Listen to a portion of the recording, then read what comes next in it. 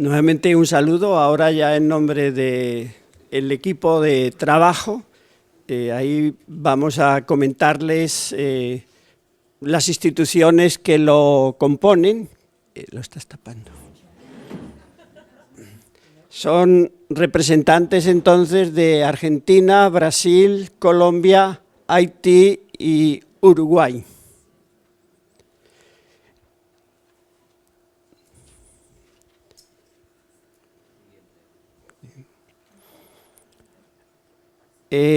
La siguiente diapositiva vamos a ver la diversidad de grupos, instituciones. En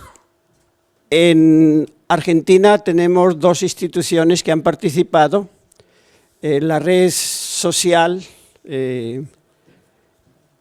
y el CAI, de las comunidades indígenas, SEDAC, Brasil, País de Haití, CLEVA de Colombia y Casa de la Mujer de Uruguay.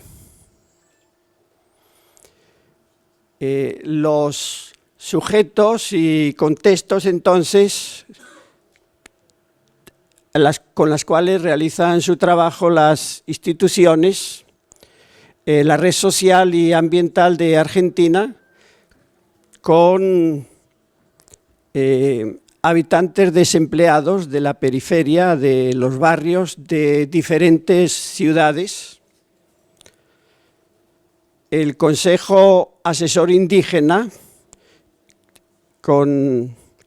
integrado por miembros y socios del pueblo mapuche, y la problemática central que abordan es la recuperación de su territorio.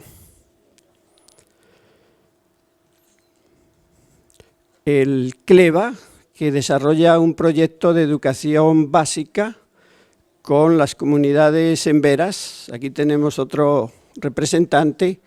Y la problemática que se aborda básicamente es el acceso al derecho a la educación básica, en una perspectiva bilingüe e intercultural. Y la institución, la Organización de Haití para la Inserción Social, trabaja sobre todo con niños y niñas en edad escolar de sectores rurales que intentan buscar cubrir la falta de oferta adecuada y suficiente por parte del Estado. Y la Casa de la Mujer de Uruguay, en Montevideo, trabaja sobre todo con mujeres, jóvenes, adolescentes, madres excluidas o desertoras del sistema escolar. Como vemos, hay diversidad de instituciones, diversidad de sujetos, diversidad de contextos. Sin embargo, en la reflexión fuimos, para compartir con ustedes, buscando que era como el eje transversal y que plenamente coincidíamos en todas las instituciones, como objetivo, como búsqueda, como propuesta. Y encontramos que bajo diferentes modalidades todos buscamos contribuir y crear las condiciones para que esa diversidad de sujetos excluidos puedan acceder y realizar su derecho a la educación.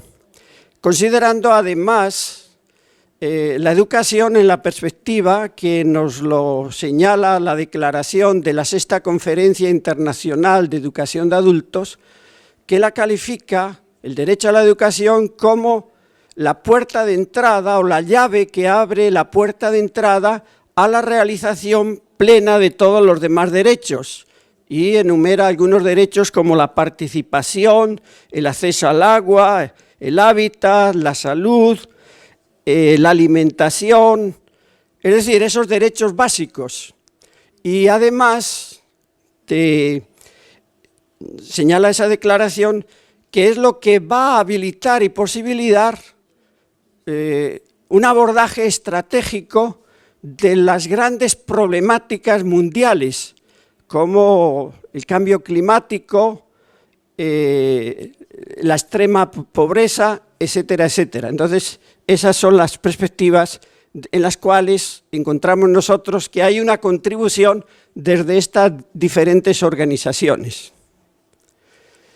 En esa búsqueda entonces de construcción de respuesta desde las propuestas formativas en cada proyecto, vemos que hay un trabajo, un abordaje que va constituyéndose desde la posibilidad del desarrollo personal, pero que se amplía a nivel entonces de su ubicación en contextos más amplios. Inmediato sería el contexto comunitario y el otro nivel más elevado sería en cuanto ciudadanos, agentes activos en el nivel social. Y como la contribución desde esos diferentes niveles, en una perspectiva de desarrollo humano integral, estaría la posibilidad de contribuir al cambio social, como antes nos recordaba la declaración de la Confitea, y además la realización de una vida humana en plenitud, tanto a nivel material como a nivel espiritual. Ahí, entre paréntesis, rescatamos ese concepto que está circulando últimamente de bien vivir o vida en plenitud, donde no se agota simplemente en lo que prima en nuestra sociedad, en el modelo económico, que parece lo único que importa es el desarrollo económico y el lucro y la ganancia. Ahora, dentro de lo que hemos analizado también que buscan, y luego se nos hablará un poco de los logros, fortalezas y realizaciones que hemos encontrado, es el desarrollo de las personas, el desarrollo de las capacidades como base para el desarrollo de las competencias, ese concepto educativo que atraviesa hoy todas las propuestas de competencias, pero nosotros decimos, no estamos en contra de las competencias, pero sí en contra de unas competencias que solo sean funcionales a la demanda económica del mercado y no que estén cimentadas y fundamentadas en el desarrollo de las capacidades psíquicas superiores, que es lo que realmente nos constituye en seres humanos. La capacidad entonces de pensamiento crítico, de tomar decisiones, de argumentar, de participar, etcétera, etcétera. Y además, dos componentes fundamentales es la perspectiva de género e igualdad en esos procesos y la incorporación de la interculturalidad, entonces, en general para cualquier tipo de educación, pero más preponderante para algunos de ellos, por ejemplo, cuando se trata de pueblos indígenas. Además, entonces, aparece como otro resultado, otro logro, la comunicación y vínculos y alianzas estratégicas entre organizaciones y actores, tanto a nivel del país como a nivel de espacios más amplios como las regiones. Y finalmente, el fortalecimiento de las capacidades de las organizaciones, entre paréntesis, ponemos la palabra formación continuada, e insistimos en eso porque eso no es cuestión de un plazo de un proyecto de 2, 3 años, etcétera, para poder llegar a esa hipótesis y la realización de la hipótesis de una real incidencia en las políticas públicas. Gracias por avisarme. Gracias. Bueno, seguimos entonces. Sí, voy a hacer el mayor esfuerzo por cumplir con los tiempos. Entonces, una vez hecho la presentación del marco y de los escenarios de cada país, que es bastante diferente, lo que intentamos fue identificar y aplicamos el método del FODA, fortalezas, oportunidades, debilidades y amenazas, y lo hicimos en forma, primero como una puesta en común y luego como un trabajo consensuado de esas fortalezas, debilidades, amenazas y oportunidades. Entonces, pudimos rescatar a nivel de las fortalezas como dos tipos de fortaleza. Una que están vinculada con los enfoques educativos con las metodologías que utilizamos para la formación de las y los participantes. Entonces, ¿cuál fue ese enfoque? ¿Cuál es el enfoque que se utiliza hoy en los proyectos? Es el enfoque educativo, pedagógico, que incorpora la realidad y las vivencias de las participantes, de las y los, buscando, como decía Antonio recién, el desarrollo de las competencias, de manera que puedan ejercitar la capacidad crítica, ¿no? Y al servicio de la transformación social y de la transformación de sus realidades. De manera a aterrizar un poco lo que estamos diciendo, identificamos un ejemplo concreto. En este caso, elegimos el ejemplo de un trabajo que se realizó en Argentina que posibilitó el acceso al agua potable por parte de una población marginada. Otro aspecto vinculado a la formación es el carácter de formación permanente y bidireccional, en el sentido de que no, rechazamos el modelo del que sabe y enseña al que no sabe, sino que pensamos y jerarquizamos un modelo donde el saber y el conocimiento circula y está presente también en los participantes y las participantes con las cuales trabajamos. Entonces, insistimos en la formación de formadores que también tienen que seguir capacitándose, de las educadores que después van a trabajar en los grupos y, por supuesto, de los aprendices. Y ahí identificamos en Colombia una experiencia muy interesante que tiene que ver con un plan de formación que fue ajustado luego que fue presentado a los maestros autóctonos. Y el tercer principio vinculado a lo educativo es que la base de todo el proceso tiene que ser necesariamente el desarrollo de la autoestima, de la autoconfianza de las personas, y desde un marco de respeto y de valoración de sus experiencias, de los conocimientos, del idioma, de la lengua, de las poblaciones con las cuales trabajamos. Y ahí Haití compartió un ejemplo que nos pareció importante retomar, que es un grupo de palabras que se puso en funcionamiento después del terremoto. Luego aparecen dos fortalezas de otro carácter que tienen más un carácter estratégico vinculado a la acumulación de experiencia y de expertise que vamos teniendo en el terreno y que nos ayudan a establecer alianzas estratégicas a distintos niveles. Por ejemplo, entre organizaciones de distintos tipos, ¿no? Locales, comunitarias, regionales y también internacionales, integrando la relación con la cooperación internacional y el establecimiento del trabajo en red. Entonces, eso habla de la acumulación de experiencia y de los aprendizajes. El ejemplo fue entonces el del MSI con sus contrapartes, pero también la OIA y CLEVA y la Asociación Nacional de ONG en Uruguay, que tiene un trabajo de articulación. La otra fortaleza ha sido las experiencias que hoy se van consolidando en el terreno y que han permitido avances en la incidencia de las políticas públicas, a veces sectoriales, pero bueno, públicas, en fin, a partir de experiencia y de modelos que han sido como innovadores y que han sido exitosos en su implementación, y entonces las políticas públicas están abiertas a incorporarlo. Y ahí el ejemplo es el de Uruguay, donde el programa que el MSI apoyó en torno a la formación de adolescentes madres ha sido ahora continuado por los organismos públicos. Y bueno, lo que aparece de manera generalizada son como los valores y el fuerte grado de convicción, de compromiso, de responsabilidad que asegura el nivel de calidad en los proyectos en los que trabajamos, ¿no? Y en la comunicación que tenemos en las articulaciones. Bueno, pasamos a las debilidades que pudimos... sí.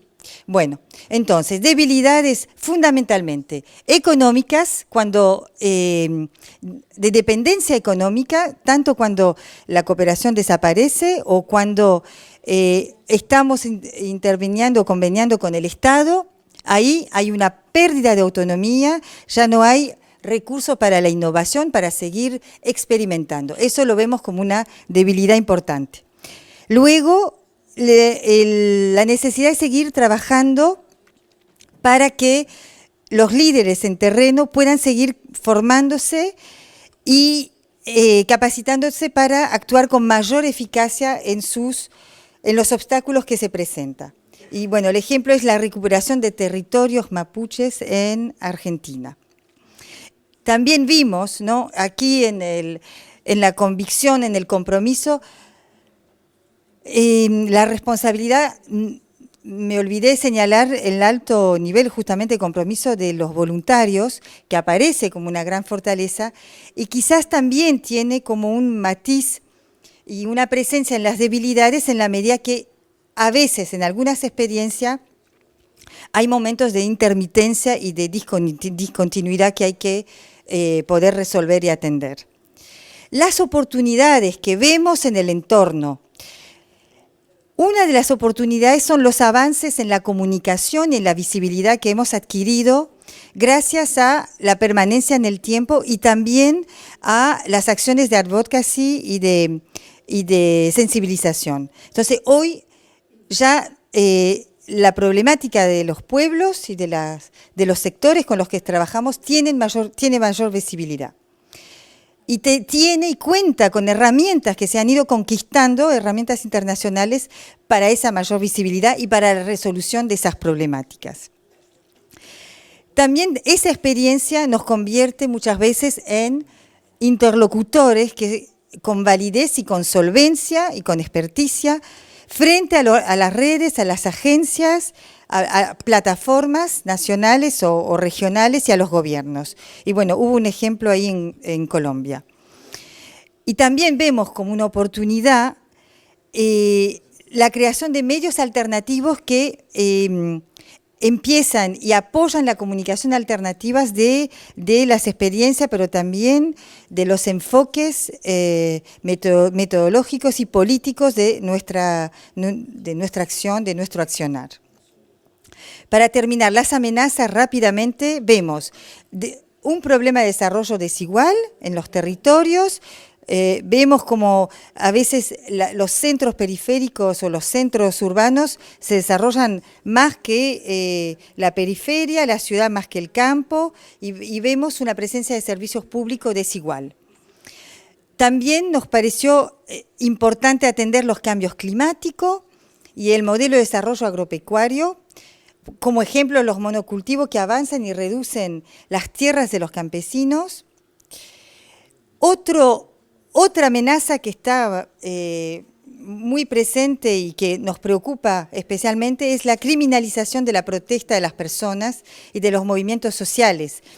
Digamos, cuando hay movimientos reivindicativos, aparecen en alguna prensa amarillista como criminales. Eso es algo para atender. Por ejemplo, en los medios de comunicación. Bien, llegamos a las recomendaciones y nos otorgan un minutito para las recomendaciones. ¿Están de acuerdo? ¿Sí? Bueno.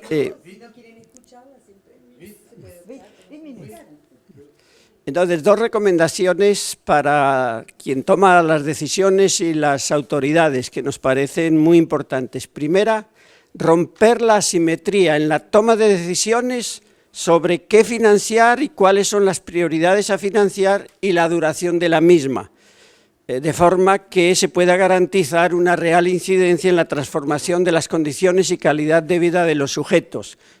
Segunda, apoyar el fortalecimiento de las capacidades de las organizaciones para poder incidir realmente en el diseño, gestión y monitoreo de las políticas públicas. Y dos recomendaciones más específicas para el MSI, propiciar encuentros periódicos, cada 2 o 3 años, plurales, entre socios del sur-sur y sur-norte de MSI y sus contrapartes, entiéndase, no para hacer turismo, sino para capitalizar y difundir las experiencias y los aprendizajes, lo que implica un trabajo previo de reflexión por parte de los participantes. Y la última, aumentar la visibilidad pública en las sociedades del norte de las problemáticas del sur y los logros de organizaciones a través de diversos canales de comunicación. Muchas gracias.